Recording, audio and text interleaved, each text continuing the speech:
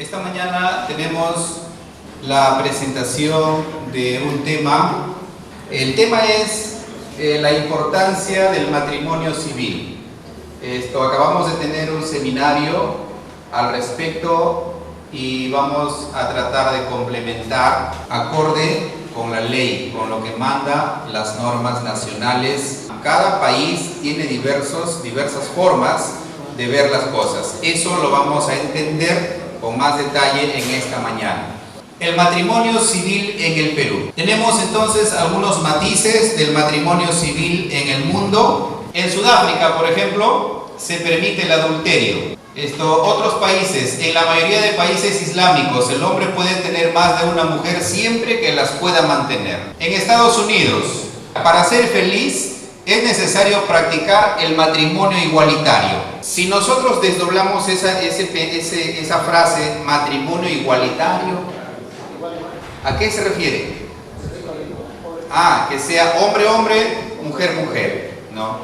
Para ser feliz es necesario que se puedan casar hombres-hombres, hombres-mujeres o mujeres-mujeres. En Alemania el incesto es legal, ¿no?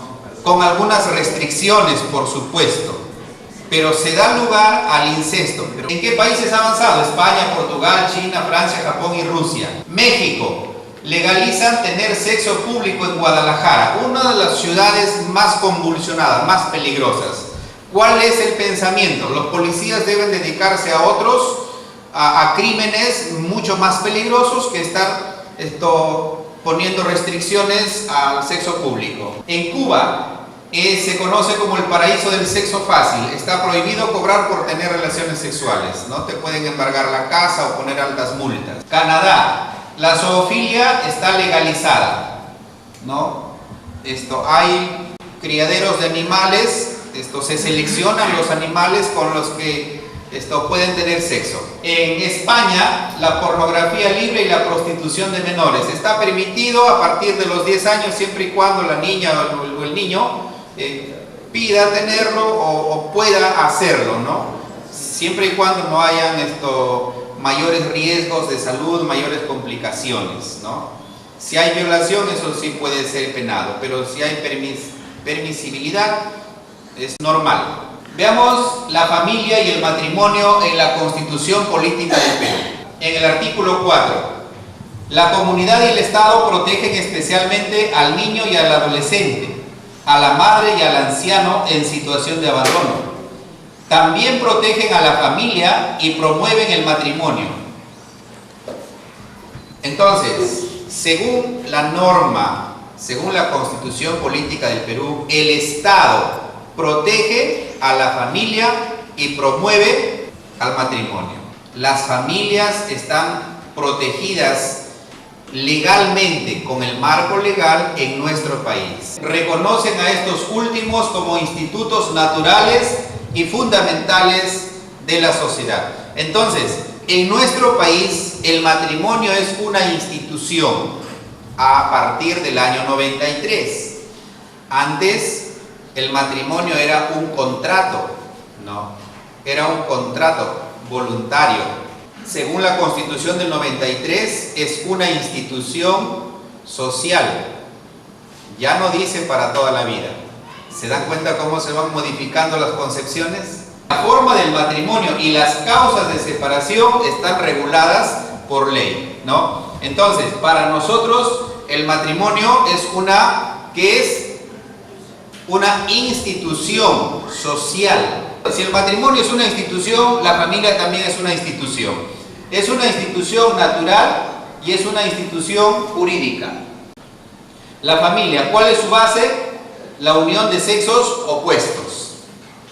Ya, note bien entonces, note bien.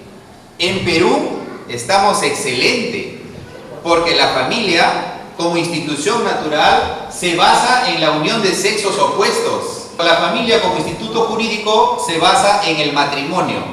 El matrimonio se certifica con un acta, que es un documento formal legal, firmado, sellado por las partes y la autoridad. Es decir, no se puede modificar mientras esté en vigencia ese documento.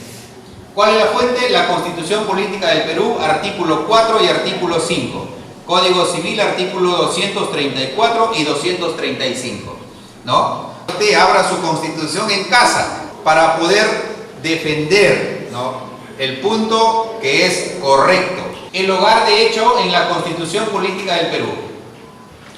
¿Qué es el hogar de hecho? Es cuando dos se juntan, se unen, se recogen.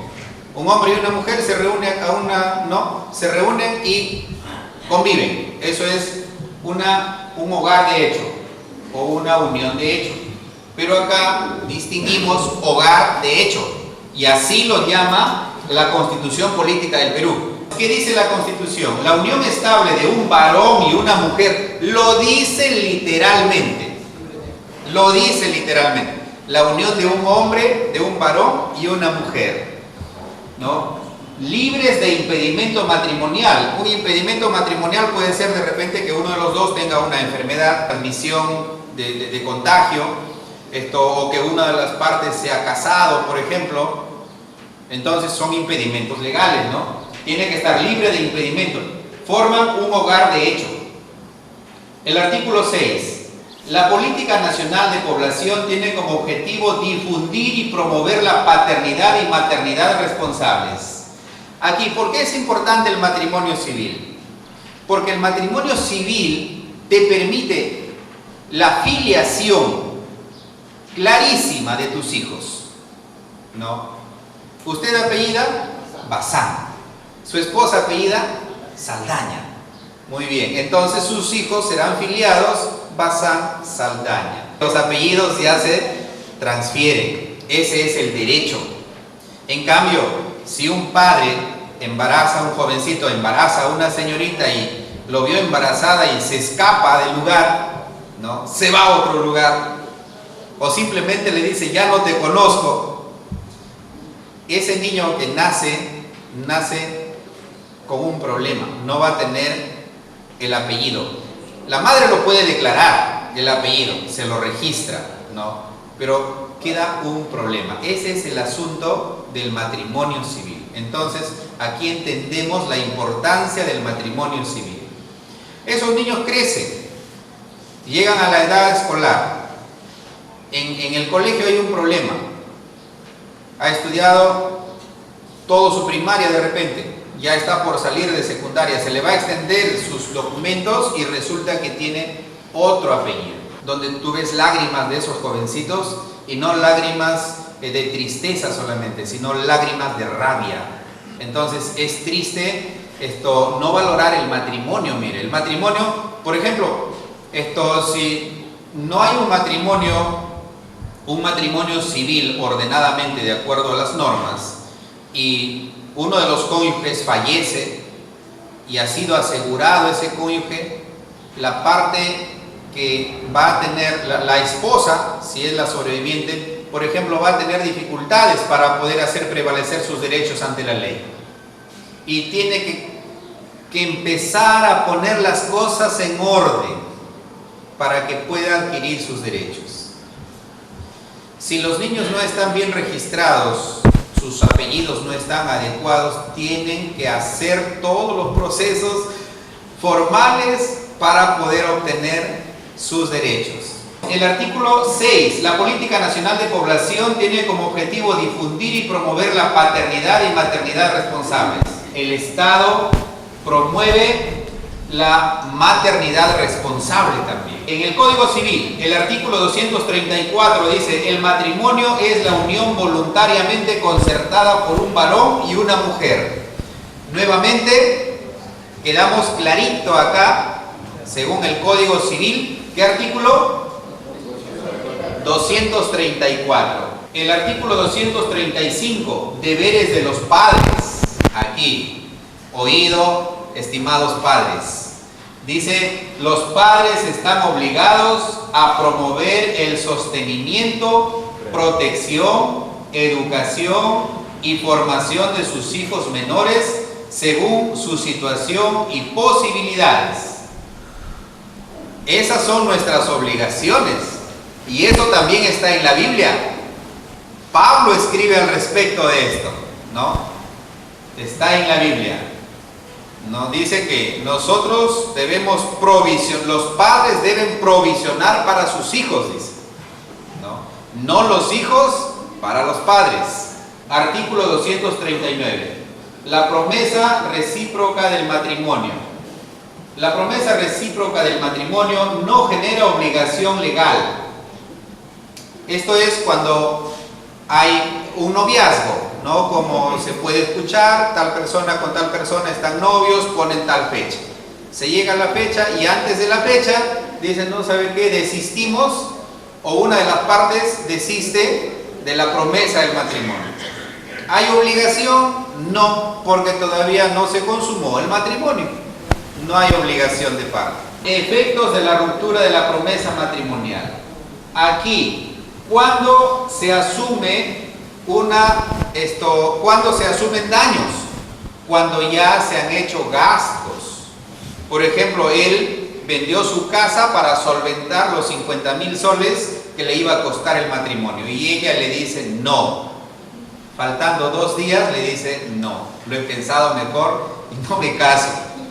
Entonces él en ese caso sí lo puede demandar a la parte promitente que ha declinado. ¿Por qué? Porque hay un daño, ya es un daño. Ahí sí se configura un daño, civilmente le puede demandar una indemnización. El artículo 241, hay impedimentos absolutos, ¿no? Los impúberes, por ejemplo, ellos no pueden casarse, ¿no? Sin embargo, si el varón tiene 16 años y la mujer tiene 14 años, se puede solicitar, ¿no?, al juez que ordene para que se puedan casar y se le da una dispensa y se casan. ¿Un jovencito de 13 años se puede casar? No, en Perú no, absolutamente. En Irán sí, a partir de los 10 años se pueden casar. Los que padecen de enfermedad crónica mental, ellos no pueden casarse.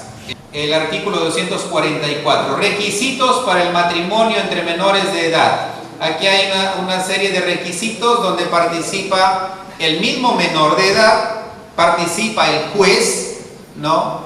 Y participan los padres. La celebración del matrimonio civil. Declarar al alcalde vía oral o escrita la voluntad del matrimonio.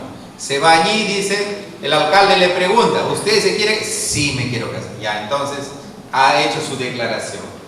Copia certificada de partida de nacimiento, ¿no? Su partida de nacimiento. Si no tiene su partida, tiene que buscarla. Su certificado domiciliario, esto es simple, ¿no? Esto es sencillo. El certificado médico, esto es simple, ¿no? Porque en todo lugar hay médicos ahora. 2 testigos, siempre hay testigos, no es complicado. No tener impedimento legal, y hemos visto algunos, dispensa judicial de ser menor de edad, ¿no? Y la copia certificada de la partida de función si en caso hay cónyuge anterior. Y aquí una recomendación. Quienes somos adultos, tenemos hijos, por favor tenemos que firmar a nuestros hijos, ¿ya? Bajo ninguna concepción una persona adulta en uso de razón plena, con sus 5 sentidos, vaya a estar pensando en negar o en decir no es mi hijo sabiendo que es su hijo, ¿no? Entonces eso no está bien porque se les va a heredar un problema. Los cónyuges se deben fidelidad y asistencia, esto es interesante. Ahora, por el tema de infidelidad, las parejas resultan con muchos problemas, muchas enfermedades de transmisión sexual. Yo estuve en el Belén últimamente y hemos visto casos, estuve cerca de muchos casos y los médicos piden inmediatamente su análisis de sangre para ver cómo está el VIH, ¿no? Entonces, esto es complicado. Las enfermedades de transmisión sexual van creciendo. Por eso que el artículo 288 exige fidelidad en el matrimonio. Conclusiones, ya concluimos acá. Según la Constitución, el matrimonio que debe promoverse es celebrado conforme al artículo 4 de la Constitución. ¿Y qué dice ese artículo? Que el matrimonio es una institución formalizada entre un hombre y una mujer. Clarito en Perú, clarito. El matrimonio es una institución jurídica que une familias. Seguimos, también se forman familias mediante unión de hecho. El matrimonio protege a la familia se autoprotege y protege a la especie humana. El matrimonio es la fundación de una familia para hacer vida en común, concebir hijos y educarlos.